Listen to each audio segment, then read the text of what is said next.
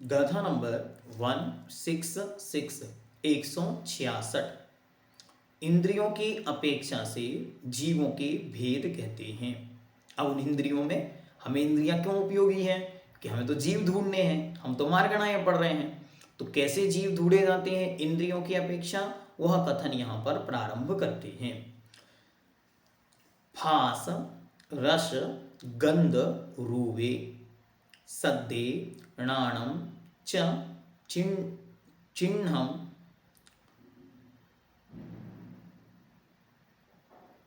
चिण्यम जेशिम इगी बिति चदु पंचिंदिये जीवा णीयभेय भिन्नाहो।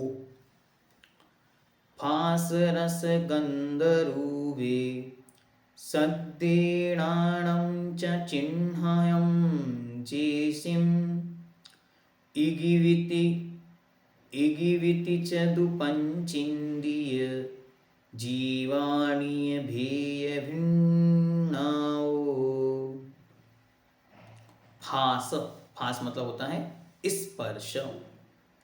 रस मतलब रस। गंध, गंध। रूव, रूव मतलब रूप। सद्दे अर्थात शब्द। णाणम मतलब ज्ञान, इनका ज्ञान। च और चिन्हयम, चिन्ह मतलब चिन्हकम, उनकी पहचान के जो चिन्ह है, जो आकार है। जेशिम जिनके द्वारा। तत् वे ही कैसे हैं।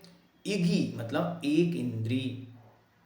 बी मतलब दो इंद्री। इंद्री शब्द आएगा पीछे, पंच इंद्रिय के बाद इंद्रिय शब्द लगा, वो एक साथ लगाना।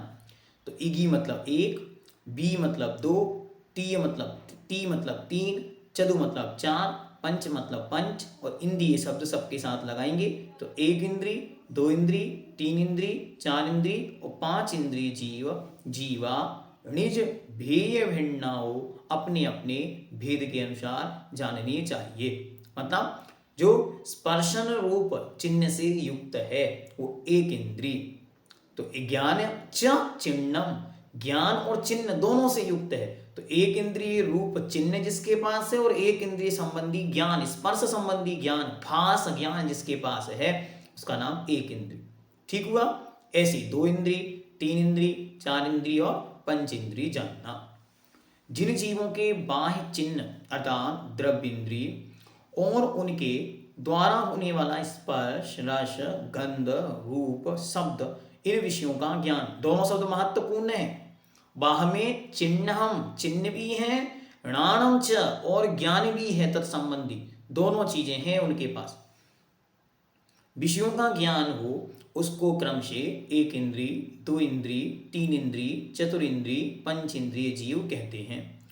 और इनके भी अनेक अवान्तर भेद हैं। अवान्तर भेद अनेक प्रकार से हैं, ऐसा जानना चाहिए। ठीक है, बहुत सारी प्रकार से अवान्तर भेद मतलब होता है। और इनके अंदर अंदर भेद जैसे विकलात्रय है, स्थावर है, त्रश है, और अनेक प्रकार से भेद बनाए जा सकते हैं। जिन जीवों के स्पर्श विषयक ज्ञान है और उसका आलंबन रूप द्रव्य इंद्रिय मौजूद हो, उनको एक इंद्रिय जीव कहते हैं। ध्यान से, सद्दे मतलब होता है शब्द। ये तो आपको याद होना चाहिए, द्रव्य संग्रह में पढ़ा था, सद्दो बंदो थूलो, वहां पर ये शब्द आया था, सद्दो, वही शब्दे शब्द है ना, शब्द मतलब शब्द। उसी प्रकार अपने अपने आलंबन रूप द्रव्य इंद्रिय के साथ जिन जीवों के रस विषयक ज्ञान हो उनको दो इंद्रिय, और गंध विषयक ज्ञान वालों को त्रिइंद्रिय, रूप विषयक ज्ञान वालों को चतुरिंद्रिय, और शब्द विषयक ज्ञान वालों को पंचेंद्रिय जीव कहते हैं। ये तो एकदम सरल विषय है, बाल बोध भाग एक में आप पढ़ के आए थे, वही विषय यहाँ पर आपको सिद्धांत से मिलाना है कि सिद्धांत में उसे इस रूप में वर्णित किया गया है। इन एक इंद्रियादिक जीवों के भी अनेक अवान्तर भेद हैं। कैसे हैं, तो यहाँ पे नीचे दिए कि अर्थात एक इंद्रियादिक के भी अनेक अवान्तर जाति भेद हैं। देखो तत्वार्थ साथ जीव तत्व वर्णन श्लोक 53 से 66 तक, 53 से 66 तक बहुत सारे प्रकार से एक इंद्रियों के भेद भी वहाँ किए गए हैं, एक इंद्रिय आदिकों के भेद वहाँ किए गए हैं। ये तत्वार्थ सार पूज्यवर आचार्य भगवान अमृतचंद सूरी महाराज के द्वारा लिखा गया तत्वार्थ सूत्र से आधारित यह तत्वार्थ सूत्र से उत्पन्न ग्रंथ है। बहुत अच्छा ग्रंथ है, सरलतम संस्कृत में ये ग्रंथ लिखा गया। जब कभी पुण्य का योग आएगा तो उस ग्रंथ की वाचना भी हम लोग करेंगे। ऐसा मानस बनाया है कि कभी 10 लक्षण आदि के उत्सव में एक बार उसी ग्रंथ की वाचना से तत्वार्थ सूत्र का पाठ करने का मानस बनाया है। कालांतर में उसे पूर्ण करेंगे। आगे, तथा आगे आगे की इंद्रिय वाले के पूर्व पूर्व की इंद्रियां आवश्यक होती हैं।